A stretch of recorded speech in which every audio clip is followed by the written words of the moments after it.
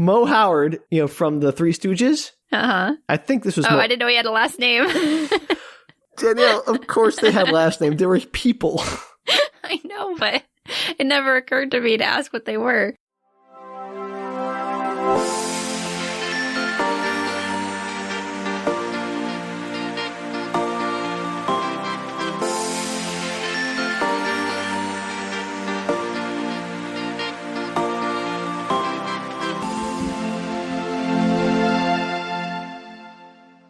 Hi, everybody, and welcome to Book Reshorts. I'm your host, Danielle. And I'm Sam. And this is the podcast where one of us explains a weird piece of media to the other person who has no experience or knowledge of it. But today's Book Reshort, we have actually been planning for months and months and months. Yes. So much planning.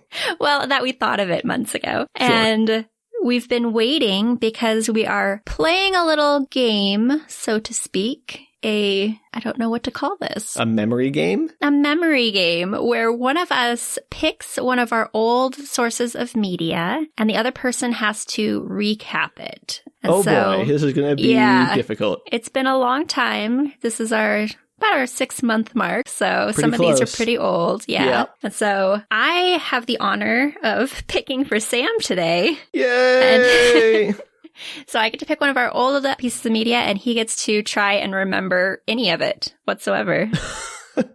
It's not going to happen. Sam, do you know what I chose today? I'm guessing Love Cells. No, I didn't. I almost did. Okay. I was worried you were going to pick Love Cells because that was insane. And also, I don't remember any of their names. Yeah, that would actually have been fun. I should have done it just for the names alone. But the plot is very simple in that one, so I wasn't sure whether or not I should go with that one. Yeah, but I mean, how can you get over a cat-human love cell hybrid? I still don't understand what's going on. I honestly, I could explain it back to you here in perfect recall, and I would still be like, what did I just say? I don't understand what's going on in my mouth. That's fair. So no, I did not pick Love Cells, but I did pick another one that we did. Well, yes. Just do, what's the suspense? Let's do this. Sweet Valley High. Oh. Pooh. Which had a wild plot, so Am I doing both of them? Which one do you want me to do? I mean, the second, I don't want to give it away. You should, gosh, I don't know. The second one kind of repeats the first one quite a bit, so you could probably sum up the second one very quickly after doing the first one. So I'm going to be doing the Return of the Evil Twin. Sweet Valley High, Return of the Evil Twin. That's the second one. You said second one, didn't you? No, I said you could probably sum up the second one very quickly if you did the first one. Oh, that's a lot. That's like 2 for 1, Danielle. That's not fair. Just saying. I think you should do the first one. All right, I'll do the Evil Twin, Sweet Valley High. Yes. All right. Do you remember their names? Jessica, right? That's one. Yes. It's not another J name. I keep wanting to say Janet. That's totally wrong, though. It's not Janet and Jessica. I know. I just want to say like they rhyme. They're twins. I got that. They're the Wakefield twins. Oh, nice job. Yeah, pulled that out. Jessica and Sarah. No. Give up. I can give it to you. Okay, give me one more guess. Jessica and I got nothing. Darn it.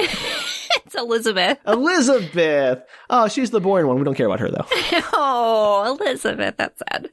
Really, Elizabeth? I completely forgot about Elizabeth. Jessica is the one that's more interesting in this particular saga. Yes, absolutely. Jessica's the wild twin and Elizabeth is the more upstanding? No. Sure. Yes, I got that right. Good. Let's go with that. So, I'm not going to remember who did what to whom because they're interchangeable, basically. But if I remember correctly, it's a big if, there was some backstory about this. It wasn't their boyfriend named Sam? Their boyfriend? Yeah, they were jointly sharing a boyfriend. Yeah, kind of. Like, they were fighting over him. He went to the prom with one of them. Well, they weren't fighting over him. He was just Jessica's boyfriend. Right, Jessica's boyfriend. And then Jessica drove drunk with... Nope. No, Elizabeth drove drunk after Jessica tricked her into getting drunk. She spiked her drink at the prom. Because they're fighting for prom queen. Right, fighting for prom queen, and nobody cares. But Jessica spiked the punch secretly, and Elizabeth got drunk and drove and killed the boyfriend, Jessica's boyfriend. Yes, good job. And that is of no consequence, because nobody seems to suffer any consequences in these books. But it does ruin the relationship. Well, I mean, for like a book and a half. And the important thing is that murder was only relevant because it at least put their picture in a newspaper so that Margo, yeah, Margo. Good. Margo, whatever her last name is, who cares, is a murderous babysitter. Yeah. I mean, yeah, that's a description more. Yeah, she murdered her foster sibling by burning down the house and then drowned a child she babysat in Ohio and is on the run across the country from New York, apparently, which we learned in the second book, and sees a photo of Elizabeth for the newspaper article about her murdering the boy, Sam, right? Yeah. And she's like, oh, I look just like that person, even though we have different hair colors and might be different heights, and it's only a headshot, and that's not how this works. And she's like, I'm going to go steal that life. Like, literally, she's going to impersonate them. So she takes a bus to California and begins her shenanigans of trying to replace Elizabeth in the world, essentially, to take her place.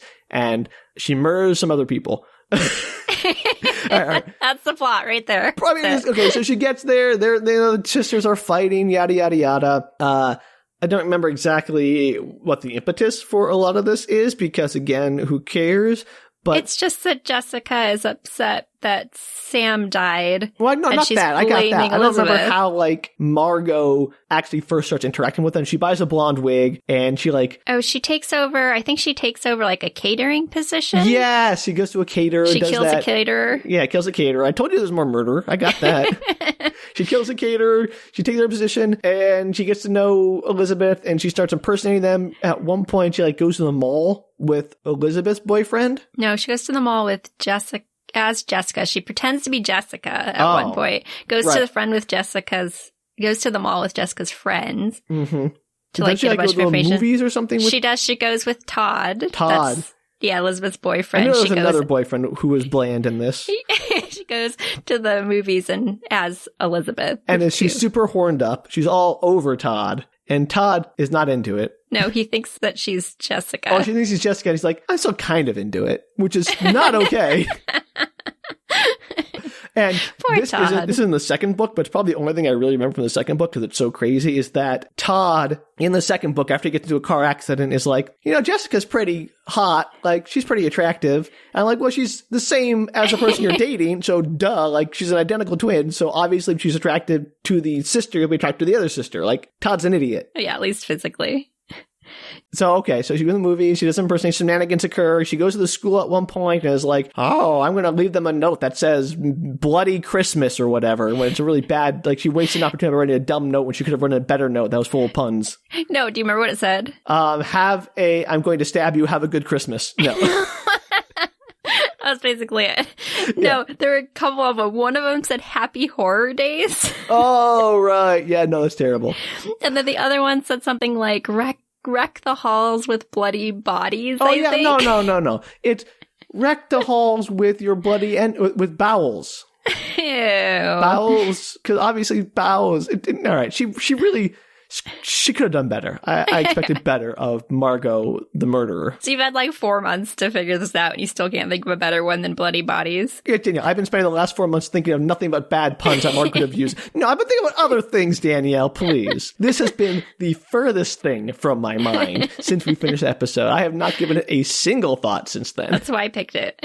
Yeah, you did well. So at one point, like, the parents are completely incompetent because Margo will go inside the house as Elizabeth or Jessica, one of them, and just be like, hi, it's me. And Mom will be like, yeah, that's my daughter. That doesn't seem fishy. Yeah, she attributes everything to Jessica and Elizabeth. Yeah, she's like, no. Like just being on the outs. So, she doesn't notice the obvious wig or any of that kind of stuff. And there are some times where she'll be hiding in their basement and waiting for them to leave before she like comes out and like goes through their stuff and like takes their necklace. And I'm going to skip a lot because one, I don't remember it, but two, I don't want to be here all day. Do you remember James? The motorcycle guy. Yeah, look at you go. The motorcycle guy gets pushed off a pier, and nobody seems to care about that. That's later. Yeah, way to jump ahead. I told her I was going to jump ahead.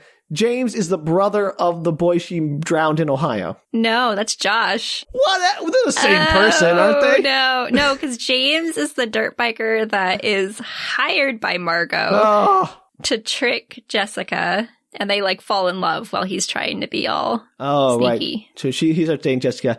And James and Josh are both bland boys who are totally there. Fair. Yeah, okay, right. And Josh is the one who gets blamed for James's murder. Yes. Yeah, you got to think about it, too, because you can't get their names straight either, can you? Because they're the same. I think in that episode when we were recording it, I kept forgetting what their names were and interchanging them as well. Yeah, exactly, because they're pretty much interchangeable boy homunculi that can be considered just the abstract notion of a cute boy. Ooh, big words. Okay. Thanks. Yeah. Point is, they're the same thing. They're like made out of clay. They're basically boy band frontmen. Okay, yeah. All right, anyway, he gets pushed off a pier in the rain, and the other one gets blamed. So Josh is trying to track down Margo for the murder of his brother, does not go to the police, does not share any of his theories with anyone, just leaves his grieving parents in Ohio to go track down this girl across the country. That's true. All of that is true. Yeah. All that is true and disgusting. And so Josh gets put in jail. He gets put in jail, and there's a big New Year's party, which is the climax of this book, where, for whatever reason, Margo has been murdering left and right. She's like, I'm going to wait. I'm not going to murder until, I have a big scene and a party where there are a bunch of witnesses, because I'm smart. I know. It breaks down. You were so disappointed when we got to Margo that was part. doing so well being a menacing, insane person, and she's like, I'm going to be so stupid. I had better hopes for her. Yeah, you tell her. I did. Not that she cares. Anyway, so she dresses up as Jessica, right? In a pink dress. No, and wears a necklace. She dresses up as Elizabeth. Whatever. They're the same person again. What? She dresses up as Elizabeth, has the necklace, she goes to the party, and somehow, gets Elizabeth outside at, the pool house. Yeah, she knocks out Todd. Yeah, knocks out Todd, goes out to the pool house, is gonna, stab her, and he starts monologuing. Every time. And Elizabeth managed to fight her off long enough for Josh to show up, who broke out of prison. James is dead. James is dead. Ghost shows up. Josh shows up after having walked out of prison, because apparently you can just do that. He knocks out a guard and steals a uniform. Classic stuff.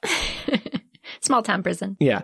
Well, jail, I guess. Shows up there and defeats Margo, who is taken away, who gets stabbed by a big piece of glass, I think? Jessica is the one that actually ends up stabbing her? Yeah, fighting her off. Okay. Josh gets knocked away or something, and then Jessica. So Josh is useless, and so he was just irrelevant. Got it. Yeah. So Jessica fights her off, stabs her, a big piece of glass falls from a broken window or something, a broken glass door. They push her through the pool house window. Yeah, something like that. And so she's carted off in an ambulance. The ambulance goes missing, and everyone just assumes Margo is dead because people are stupid. The end. The end. That's the book. Good job. Boy, that was rough. Can you briefly sum up Revenge of the Evil Twin? Return of the Evil Twin? I can do it in 3 sentences. Yeah, do it. All right. Sentence 1. There are more freaking twins.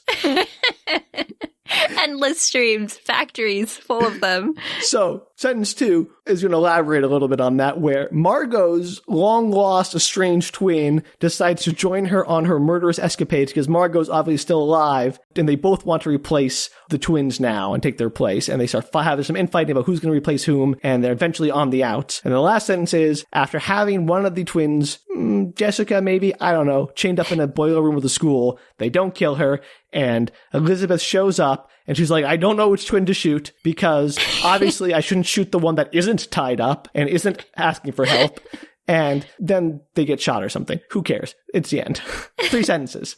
I also think it's important to note that Nora, who's Margo's twin, accidentally kills Margo because she thinks it's one of the actual Wakefield twins. Okay, yeah. I only had 3 sentences, and one of them was already a run-on sentence. That's a long sentence. It was a long sentence. I really cheated that one. Good job. Wow. I'm impressed. I'm not surprised, but I'm impressed. Those were some books, Danielle. Good job. I know. They're so much worse than the retelling, too. Are they? They're pretty bad. I mean, in terms of I certainly enjoyed them. Crazy. Well, that was painful a bit, although I am glad to remember that somewhere in my brain is lodged Jessica, but not Elizabeth. I think I just combined them into one person because, they're functionally that in my head anyway. And you've only heard those 5 stories, so 5 books, 6 books? Who knows? Most of those 5 books were basically nothing. I only heard 2 of them in any detail. Oh yeah, I skipped over a whole bunch of stuff. Oh, absolutely. All right. Well, that was exercise. I gotta go back and listen to the episode and see all the crazy stuff I missed. You should. That'll probably be fun. Who doesn't want to read about murderous twins? Everyone wants to read about murderous twins. I know. I wish the twins were more competent. That's what I want to say. Which twins? Both sets. Well, one set's probably in jail and or dead by now, but the other set has, 200 other books that they could be competent in. And maybe should be in jail for, manslaughter. She got off on a technicality because she didn't really kill Sam. What?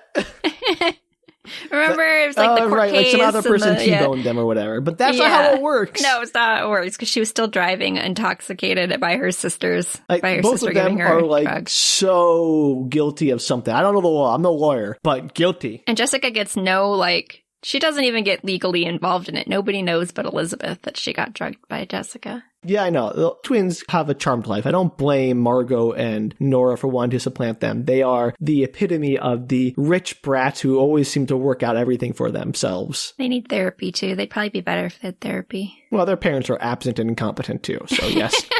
Scalding. Look, didn't we establish that the whole city of Sweet Valley was some kind of government experiment to breed people without emotion or empathy? Yes.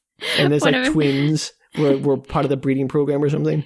I like your wild backstories as to how characters must have come to be. Look, Danielle, I gotta make sense of this stuff somehow, all right? I am a person who likes to find truth and meaning in, this is like my work. And I'm just applying the same scientific rigor I do in my work to understanding these stories. There has to be a reason people are like this. And that reason is obviously government experiment. Obviously. Oh, boy, I can't wait for your turn. Me either, because I'm scared. Don't be. Yeah, I knew you were going to do better than I will. There's just no way. We all have our strengths, but I think your episode will be funnier for it. All right.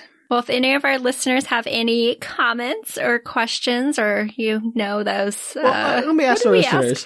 If you listened to this episode, 5-6 months ago, whatever, however long ago, what was the one thing that stuck out in your mind that you haven't been able to forget? Yeah. What's the one thing that you have remembered and hung on to as everything else has faded away into the mists of time?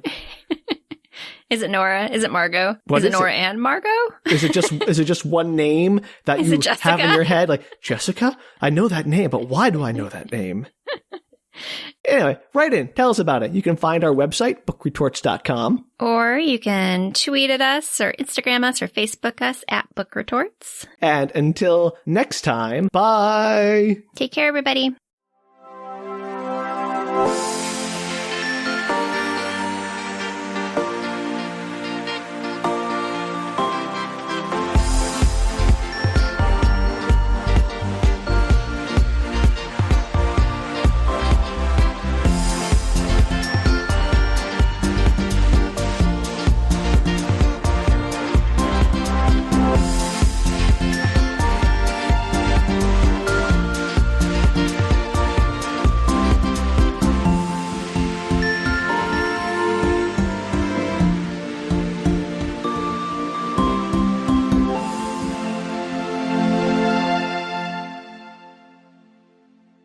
I would be a bad choice for a percussion or other rhythm instrument, I think. What would you be good at besides the triangle?